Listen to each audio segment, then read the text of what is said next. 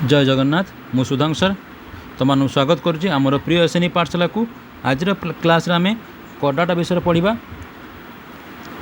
कडाटा कौन कौन ना यही पर्वर प्राणी मान निकट में तीनो मुख्य विशेष लक्षण रही है। सेगुड़ कौन कौन ना सेगुड़िक है प्रथम कौन कौच जे पृष्ठरज्जु बा नटकड़, द्वितीय नलाकृति बा स्नायुरज्जु, तृतीय ग्रसनी कौन गाली हूँ कौन छिद्र मान कणायुक्त थाए। अर्थात एथे कौन कौच जो नटकड़ अच्छी नटकड़ कौन ना नटकड़ हूँ एभलिया गोटे से ट्यूबुलर रड टाइप माने एमती लंबाଳିଆ रड टाइप गोटे माछ मैंने देखा जाए क्या मान क्षेत्र में सब कडाटा श्रेणी मान क्षेत्र में इनिशियली प्रथम देखा जाए है कि प्रथम यहाँ देखा पर कौन हो ये स्केलेटन रे कंकाल परिणत हो माछ मान जो कंटा अच्छी कंटार परिणत हो। नलाकृति ये ठीक नटकड़ उपरू देखा ये कौन हुए ना ये हूँ तुमर एबे से माने नाल एमती फांका होगी नली भाया ये थाए तापर से बड़ है जो माछटा आस्ते आस्ते बड़ हम से ये टोटाल जो स्नायुतंत्र जो अच्छी माछ शरीर में से परिणत सी होता है। यार गोटे छोट इमेज देखा देख ये देखुच यहाँ हूँ नटकड़ है या कम कौन ये छोट माछटा माने छोटिया छुआटा माछ छुआटा जोड़ा कौचे सुक जो कौचे बा लाभा जो कौचे सी कौन हो ये ताहारी भितर एटा अच्छी ट्यूबुलर रड टाइप रोटा देखा जाए रड सेप्र है लंबाड़ा होगा अच्छी ये कम कौन ये माछ जो आस्ते आस्ते बड़ हम जो पूरा बड़ हो आस्ते आस्ते जो बड़ हम से कौन हम ये आस्ते आस्ते डेभलप हम कौ डेभलप हम ना कंटार डेभलप हम माछ शरीर जो कंटा देखुच से कंटा हूँ नटकड़ गोटे परिवर्तित रूप तापर या ऊपर को ठीक लक्ष्य कर यहाँ हूँ ये जो यहाँ अच्छे यहाँ हूँ नर्व कॉर्ड है जो नर्व कॉर्ड तुम पढ़ल सेकेंड जोटा था स्नायुतंत्र पृष्ठरज्जु स्नायुतंत्र जोड़ा था नटकड़ पर जोड़ा था ता कम कौन ये जो अच्छे यहाँ होता है ब्रेन देख यहाँ होता है ब्रेन है ये आस्ते आस्ते जो माछ आस्ते आस्ते बड़ हम ये पूरा टांकर नर्भस सिस्टम परिणत हो क्लीयर आगू जावा ये देख ये गाली छिद्र ये जो जगह देखा ये कणा कणा देखा ना ये जो कणा कणा हो गाली छिद्र ताले आम कौन देखिले फास्ट हम देखिले पृष्ठरज्जु बा नटकड़ या काम है कौन ना ये माछ मानक जेको जो कडाटा भितर जो प्राणी मैंने सब रही प्रथम इनिशियल स्टेज जन्म है सी बॉडी को बालांस करने है एरा सी रड आकार बॉडी में छोट बड़ू थाए तार पर से बड़ हेले मतलब माछ आस्ते माछ बा अन्य जो कडाटा प्राणी सब अच्छा से जो आस्ते आस्ते बड़ हे सी स्केलेटन बा कंकाल शरीर जो कंटा अच्छे कंटार परिणत हो। नलाकृति पृष्ठ स्नायुरज्जु ये कौन कर ना ये इनिशियल माछ प्रथम देखा माछ कथा आम कहे माछ हो अन्य प्राणी हो जो आम कडाटा श्रेणी भर जो अन्य प्राणी मान जो अच्छा क्षेत्र में ये प्रथम देखाला केमती फांका न माने एमती नली भाया देखा एमतीका नलाकृति नली भाया देखा है तापर आस्ते आस्ते माछ बा अन्य प्राणी जो बड़ हे से ये कौन स्नायुतंत्र परिणत हो तापर आसला किए ना तापर आसला हूँ ग्रसनी गाली छिद्र यहाँ आमर कडाटा श्रेणी मान पाखे देखा जाए। जो कडाटा श्रेणी अच्छी ता तीन प्रकार ताकू तीन विभक्त कराला तीनो उपवर्ग है तीनो उपवर्ग मैंने विभक्त कराला गोटे हूँ यूरो कडाटा सेफालो कडाटा आउ गोटे हूँ भर्टिब्राटा। यूरो कडाटा क्या कहवा ना एमानक शरीर ट्यूनिक नामक एक आवरण द्वारा आवृत होता है। जे यूरो कडाटा जो अच्छी एमानक शरीर कौन गोटे आवरण गोटे आउटर आवरण थाए ट्यूनिक नामक। नटकड़ आउ नलाकृति पृष्ठ स्नायुरज्जु केवल शुक बा लार्भा अवस्था थाए। शुक बा लार्भा मान कौन जो पिला जन्म होते से देखा जाए। ग्रसनी रे गाली छिद्र थाए तापर एमानंकर हृत्पिंड और रक्तवाही नली न थाए सॉरी रक्तवाही नली थाए माने एमानंकर हृत्पिंड आ रक्तवाही नली आंकर अच्छी किंतु स्नायुतंत्र अति सरल स्नायुतंत्र कौन अच्छी अति सरल। उदाहरण कौन ना हेर्डमानिया डोलियोलम इत्यादि एमान हूँ यूरो कडाटार गोटे गोटे उदाहरण। तापर आस सेफालो कडाटा एमाने आकार देखा छोट प्राय 5 ରୁ 7 सेंटीमीटर माछ भली किंतु मुंडटी सूक्ष्म होइतरु ताहा ठीक भाव जना पड़ी न थाए। कडाटारे थिबा तीनोटी जाक विशेष गुण एमान ठारे स्पष्ट देखा जाए। नटकड़ शरीर आरंभ शेष पर्यंत रही है। परिपाक नली सरल शरीर रेचन जंत्र थाए। एमानकर उदाहरण कौन एमानकर उदाहरण हूँ आम्फियोसास आउ रोचे ब्रांकियोस्टोमा है ब्रांकियोस्टोमा ठीक अच्छे कह ब्रांकियोस्टोमा आउ रोचे आम्फियोसास मन रही आस भर्टिब्राटा ये कौन कौच ना समस्त मेरुदंडी प्राणी यही पर्वर अंतर्भुक्त जिते सब मेरुदंडी प्राणी रहिले से सब यही पर्व भट्टिबटा पर्व अंतर्भुक्त पूर्णांग अवस्था एमानंकर पृष्ठरज्जु जो नटकड़ कथा कही से स्केलेटन कन्वर्ट हम कंकाल बा हूँ आमर हूँ हाड़े परिणत हम सी पूरा बॉडी को सी सपोर्ट दब देख मेरुदंडर ऊपर रूपांतरित होता है मेरुदंड मान स्पाइनाल कॉर्ड जो आम कहे नटकटा कौन परिणत हम स्पाइनाल कॉर्ड परिणत हम मेरुदंड सहित शरीर विभिन्न भाग में अस्थि बा उपास्थि अंत कंकाल है मस्तिष्कटी खपुरी द्वारा आवृत हो सुरक्षित रहे ताले कौन है ना एम जो भट्टिब्राटा शरीर जो माने पर्वर जो रहिले प्राणी माने तांकर जो नटकड़ कौन होता है ना मेरुदंड परिणत होता है आउ मेरुदंड माने मेरुदंड परिणत हवा सहित बाकी जो सबुआड़े शरीर विभिन्न अंग हाड़ है अस्थि उपास्थि आउ उपास्थिर अंत कंकाल आ मस्तिष्क कौन खपुरी द्वारा आवृत हो सुरक्षित रहे तापर आसला कौन साइक्लोस्टोमाटा कहले एमानंकु आदिम मेरुदंडी प्राणी है एमानंकु आदिम मेरुदंडी प्राणी कह जाए जो साइक्लोस्टोमाटा रहिले तांको कौन कह जाए ना आदिम मेरुदंडी प्राणी बोली कह जाए एमानंक शरीर दीर्घायित मुखहनु विहीन एमाने परोजी भाव में जीवन यापन करिथांती जेमती पेट्रोमाइजन आउ मिक्सिन इत्यादि देखी ये हूँ मिक्सिन ये जो देखिले जो आम भट्टिब्राटा जो अच्छी ये भट्टिब्राटार विभिन्न ये भट्टिब्राटा को विभिन्न भाग में विभक्त कराई से जो प्रथम भाग थिला कौन गोटे तार गोटे भाग हूँ साइक्लोस्टोमाटा ए सेकेंड भाग को जीवा सेकेंड भाग आसो कौन पाइसेस कहला साधारणतः माछ यार हूँ उदाहरण जो पाइसेस भितर किए जाऊँ माछ जाऊँगी है माने माछ हूँ यार गोटे उदाहरण एमानक शरीर अस्थि बा तरुणास्थि गठित शरीर काति द्वारा आवृत होता है यही काति आमर वृद्धि बलय है वृद्धि बलय थाए ताहा आकार भिन्न भिन्न ए भाया रिंग रिंग थाए काति गुड़ा एम थाए हाँ ना नहीं कार छोट काति कार बड़ काति ए भाया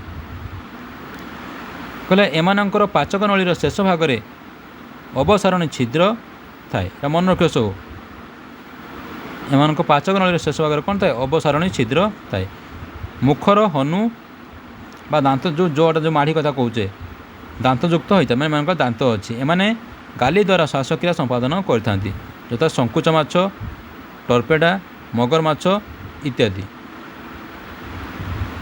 रही भाकुर मिरिकाली शेउल इलिसी खंगा इत्यादि मैंने सब जीवे कौन आमर यही श्रेणी रे पाइसेस श्रेणी रे 3 नंबर किए आसला आम्फिबिया कहले एमानंकु उभयचर प्राणी कहुए कारण एमाने जल आ स्थल भाग में उभय रही पारती एमानंक चर्म साधारणतः पतला आर्द्र ग्रंथिल व संबाई एमानंकर अंत कंकाल जोटा कि अस्थिल माने मांसाल थाए टे एमाने मांसासी एक कीटपतंग मानकर मुख्य खाद्य एमाने कौन मांसासी आउ जो मैंने कौन खाती ना कीटपतंग मानक एमाने होची खाती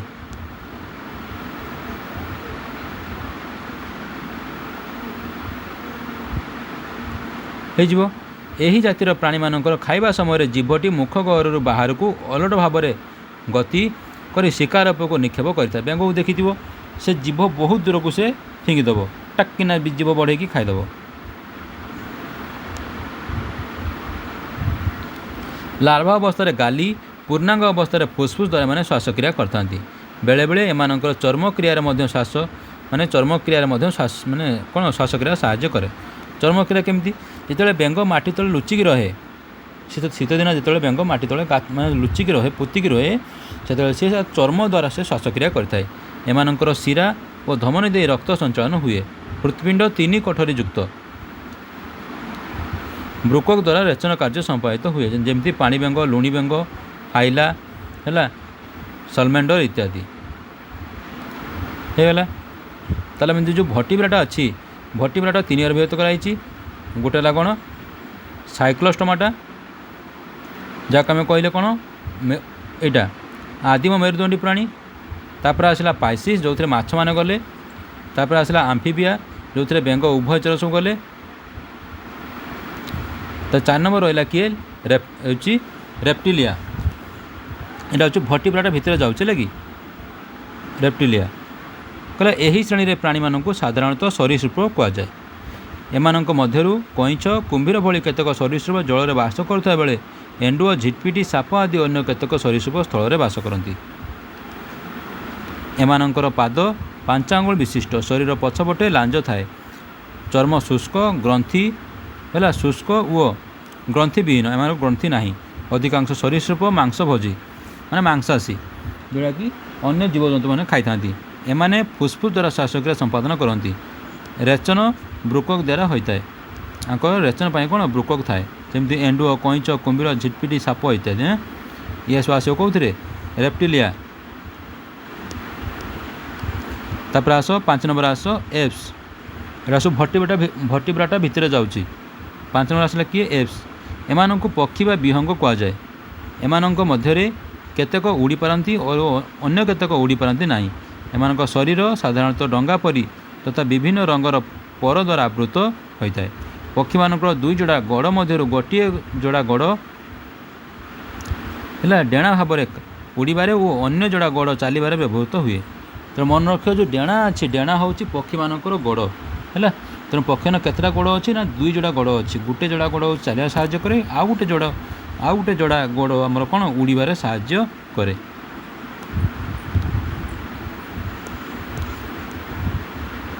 ଥଣ୍ଟ ସାହାଯ୍ୟରେ ବସା ତିଆରି କରନ୍ତି। ଏମାନଙ୍କର ପାଟିରେ ଦାନ୍ତ ଥାଏ, ଦାନ୍ତ ନଥାଏ। ଏମାନଙ୍କର ଯେମିତି ମାଛମାନଙ୍କର ଦାନ୍ତ ଥିଲା ହେଲା, ସାପମାନଙ୍କର ଯେମିତି ଦାନ୍ତ ଅଛି, ଏମାନଙ୍କର କିନ୍ତୁ ପାଟିରେ ଦାନ୍ତ ନାହିଁ। ଖାଦ୍ୟ ସଞ୍ଚୟ ପାଇଁ ଗଳ ଧାନିକା ବା ପାକନଳୀରେ ପେଷଣି ରହିଥାଏ। ହୃତ୍ପିଣ୍ଡ 4 କଠୋରୀ ବିଶିଷ୍ଟ।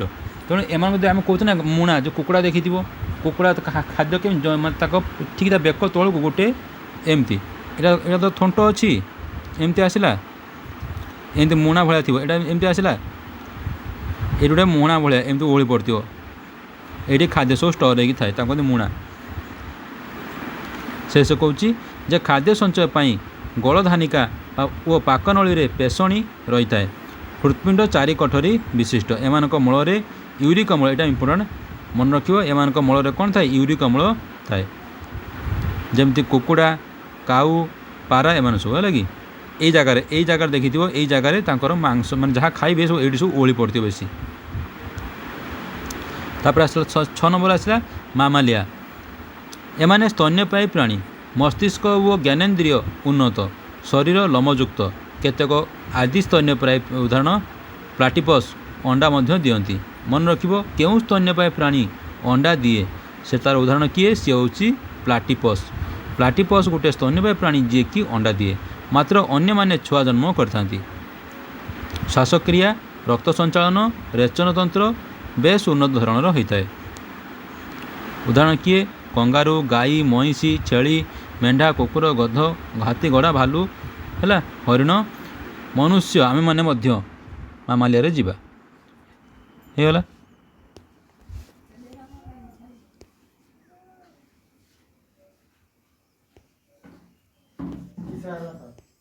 ହେଲା, ଏଇ ଯେଉଁ ସବୁ ପ୍ରାଣୀ ଆମେ ଦେଖୁଛେ, କ'ଣ ସବୁ ପ୍ରାଣୀ ଆମ କ'ଣ ଆଜି ବି ଅଛନ୍ତି କି? ଡାଇନୋସର ହେଇଗଲା, ମାମାଲିଆରେ ଯିବ ହେଲା। ଏଭଳି କିଛି ପ୍ରାଣୀ ଅଛନ୍ତି ଯେଉଁମାନେ କି ବିଲୁପ୍ତ ହୋଇଗଲେଣି। ତ ତାଙ୍କ ମଧ୍ୟରୁ ଆଜି ଆମେ ପଢ଼ିବା ବର୍ତ୍ତମାନ ବିଲୁପ୍ତ ଜାତି, ଯାହାକୁ ଆମେ ଏକ୍ସଟିଣ୍ଟ ସ୍ପେସିସ୍ ବୋଲି କହୁଛେ। ଆଉ ଥରେ ଦେଖିନିଅ ହେଲା। ଭର୍ଟିବ୍ରାଟା 6 ଭାଗରେ ବିଭକ୍ତ କରାଗଲା। ଗୋଟେ ହେଉଛି ପ୍ରଥମେ ସାଇକ୍ଲୋଷ୍ଟୋମାଟା, ଦ୍ୱିତୀୟରେ ଆସିଲା ଆମର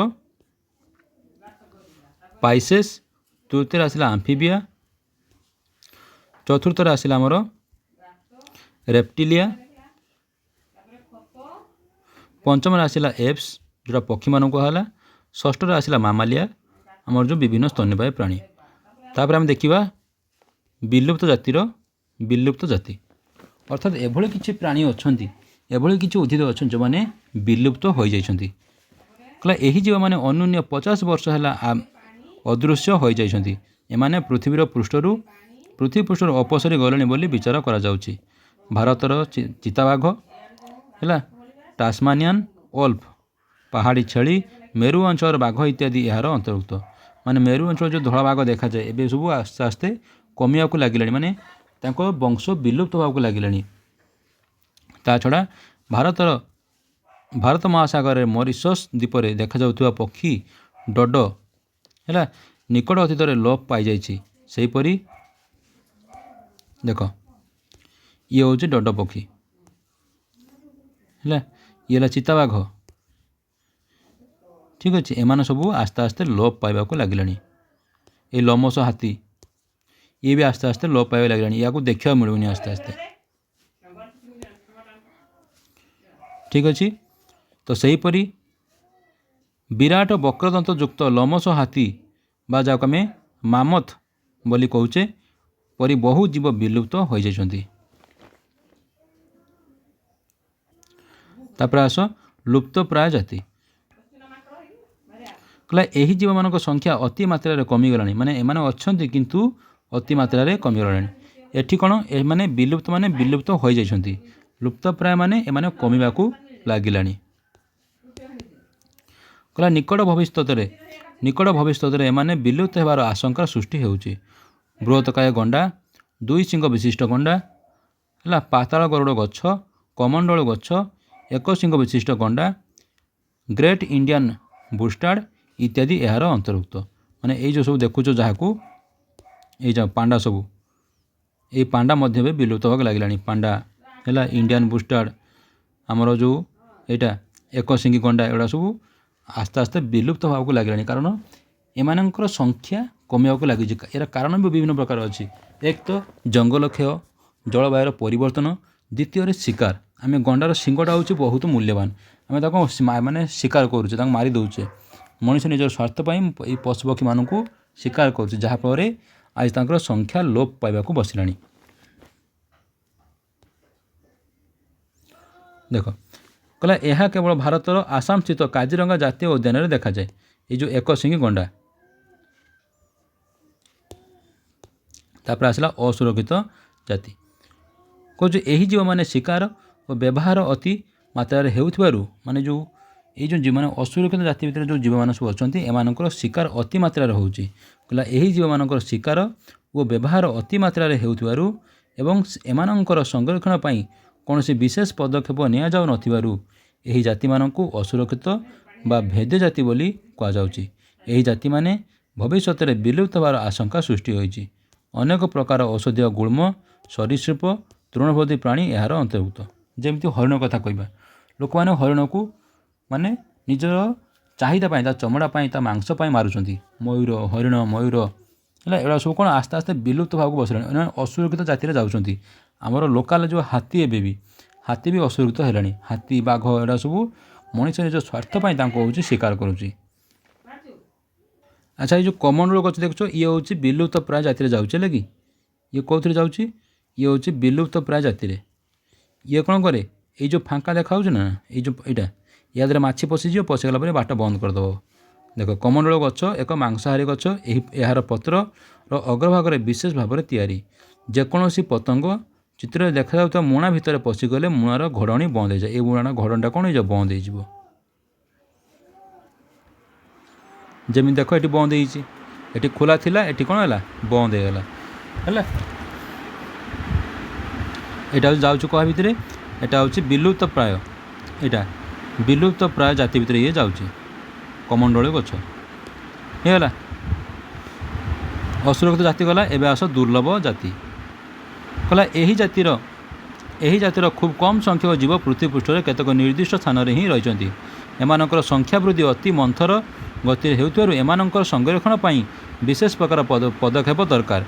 सारा पृथ्वी में केवल आसामर मानस जातीय उद्यान रे माने आम जो सारा पृथ्वी में केवल आम भारत जो आसाम अच्छी आसामर मानस जातीय उद्यान रे देखा जाता सुवर्ण मर्कट यार एक उदाहरण माने आमर जो आसाम राज्य रे मानस जातीय उद्यान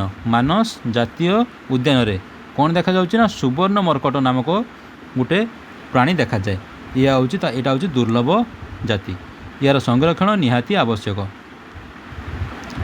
ଦେଖ ସୁବର୍ଣ୍ଣ ମର୍କଟ ହେଲା।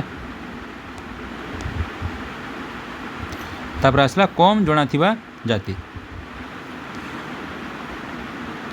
କହିଲା ଏହି ଜାତିର ଜୀବମାନେ ମାନବ ସମାଜଠାରୁ ବହୁତ ଦୂରରେ ଥିବାର ଆଶଙ୍କା କରାଯାଏ।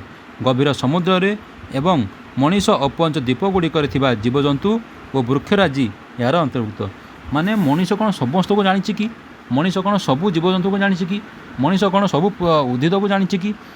ଜାଣି ନାହିଁ। ଏଭଳି ବି କିଛି ଆମାଜନ ଜଙ୍ଗଲ ଯେଉଁ ଅଛି ସମୁଦ୍ର ଭିତରେ ଏଭଳି କିଛି ଜୀବ ମାନେ ଅଛନ୍ତି, ଏଭଳି କିଛି ଉଦ୍ଭିଦ ଅଛି ଯାହାର ମଣିଷ ଏପର୍ଯ୍ୟନ୍ତ ଖୋଜ ବି ମାନେ କରିନି ହେଲା। ଏଭଳି ଅନେକ ମାନେ ଉଦ୍ଭିଦ ଅଛନ୍ତି ଯାହାର ଆବିଷ୍କାର ମାନେ ଯାହାକୁ ଲୋକମାନେ ତାର ଚିହ୍ନଟ କରିନାହାନ୍ତି, ଜାଣିପାରୁନାହାନ୍ତି ସେ ମାନେ ତା'ର ନାମ କ'ଣ, ତା'ର ମାନେ ଅଚିହ୍ନଟ ହେଇକି ସିଏ ଅଛି। ସେଇଥିଲାଗି କହିଲା କମ୍ ଜଣାଥିବା ଜାତି। ଏମାନଙ୍କ ଜାତି ଏଭଳି ଉଦ୍ଭିଦ ସବୁ ଅଛନ୍ତି ଯାହାକୁ ଆମେ ମଣିଷମାନେ ଖୋଜି ନାହାନ୍ତି। ଦେଖ କହିଲା ଇଂରାଜୀ, ସଂସ୍କୃତ, ହିନ୍ଦୀ ବିଭିନ୍ନ ଭାଷାରେ ଏମାନଙ୍କୁ ସାଧାରଣତଃ ନାମିତ କରାଯାଇପାରେ। ଏଇ ଯେ ସବୁ ଜୀବ ଦେଖିଲ ସବୁ ତାଙ୍କୁ କ'ଣ କହିଛି, ତା 3ଟା ନାଁରେ ତୁମେ ନାମିତ କରିବ। ଦେଖ ଯଦି ଇଂଲିଶ ନାଁ ଲେଖିବ, ହିନ୍ଦୀ ନାଁ ଲେଖିବ, ସଂସ୍କୃତ ନାଁ ଲେଖିବ, ସେମିତି ଓଡ଼ିଆ ନାଁ ବି ଲେଖିପାରିବ। ମୋ କହିବା କଥା ହେଉଛି ତୁମେ ବିଭିନ୍ନ ପଶୁପକ୍ଷୀମାନଙ୍କୁ ବିଭିନ୍ନ ଭାଷାରେ ଲେଖୁଛ। ମୋ କହିବା କଥା ତୁମ ଏରିଆରେ ଯେଉଁ ଗୋଟେ ବାଘକୁ ତୁମେ ଯାହା ଡାକୁଥାଇ ପାର ବା ତୁମ ଏରିଆରେ ଗୋଟେ ପଶୁକୁ ତୁମେ ଓଡ଼ିଆରେ ଯାହା ଡାକୁଛ ସେଇଟା କ'ଣ ଆମେରିକା ଲୋକ ବୁଝିବ କି? ତୁମେ ଯାଇ କହିବ ଚାଇନା ଲୋକ କହିବ ଏ ଭାଇ ତୁମ ମୋତେ ଗୋଟେ ତୁଳସୀ ଗଛ ଦେଲୁ, ସେ ବୁଝିବ ନା? ଚାଉଁ ଖାଉଁ ଏମିତି କହି ସେ କ'ଣ କହିବ, ତା ଗାଳି ଦେବ ତୁମକୁ କିଛି, ସେ ତୁମେ ବି କିଛି ବୁଝିପାରିବନି ତାଙ୍କ ଭାଷା, ସେ ବି ତୁମ କଥା କିଛି ବୁଝିପାରିବନି। ତୁମେ ଯାଇକି ଆମେରିକା ଲୋକ କହିବ ମୋତେ ଗୋଟେ ଦେଲୁ ଗୋଟେ ହେଉଛି ମୋତେ ବାଘ ଦେଲୁ ମୋତେ ଗୋଟେ, ଯାଇ ପଚାରିବ ହେଇ ଗିଭ୍ ମି ବାଘ, ସେ କ'ଣ କହିବ? ସେ ତୁମକୁ ପାଗଳା ଭଳି କହିବ, ହଁ କି ନାହିଁ? ତେଣୁ ଆମେ ଏଭଳି କିଛି ନାମକରଣ କରିବା ଯେଉଁଟାକି ସାରା ବିଶ୍ୱ ସେ ନାମକୁ ପଢ଼ିକି ଯେମିତି ବୁଝିପାରିବ ଯେ ହଁ ଇଏ ସେଇ ପ୍ରାଣୀ ବିଷୟରେ କହୁଛି। ତ ସେଇ ଯେଉଁ ନାମଟିକୁ ଯାହାକୁ ଆମେ ଯେଉଁ ନାମଟିକୁ ବ୍ୟବହାର କଲେ ସାରା ପୃଥିବୀର ସମସ୍ତେ ଯେପରି ସେ ଜୀବକୁ ଚିହ୍ନିବେ ସେଇ ପଦ୍ଧତିକୁ ଆମେ କ'ଣ କହିବା, ବୈଜ୍ଞାନିକ ନାମକରଣ ବୋଲି କହିଥାଉ। ହେଲା। ଏଥିସହିତ ତୁମର ଯେଉଁ ପ୍ରଥମ ବିଷୟ ସରିଲା, କାଲିର କ୍ଲାସ୍ରେ ୟାର ଆମେ ଅନୁଶୀଳନୀ କରିବା। ଠିକ୍ ଅଛି। ତୁମ ପାଇଁ କାମ ହେଲା ତୁମେ ଯେଉଁ କ'ଣ ଶିଖିଲ ଯେଉଁ ଅଛି ଏ କ'ଣ ଶିଖିଲଟା ଭଲରେ ପଢ଼। ବାକି ଆମେ ନେକ୍ସଟ କ୍ଲାସ୍ରେ ଏ ଅନୁଶୀଳନ ତକ କରିବା, ପ୍ରଶ୍ନାବଳୀ ସବୁ କରିବା। ଠିକ୍ ଅଛି। ଆଉ ନେକ୍ସଟ କ୍ଲାସ୍ ସେକେଣ୍ଡ ବିଷୟଟା ତୁମର ମଜା ଆସିବ। ମୁଁ ଗ୍ୟାରେଣ୍ଟି ଦେଉଛି ତୁମର ସେକେଣ୍ଡ କ୍ଲାସ୍ଟା ତୁମର ମଜା ଆସିବ। ଫାର୍ଷ୍ଟ କ୍ଲାସ୍ ତୁମର ବୋରିଂ କ୍ଲାସ୍, କାହିଁକିନା ବହୁତ ଏତେ ମନେ ରଖିବାକୁ ପଡ଼େ। ହେଲା। Till then take care.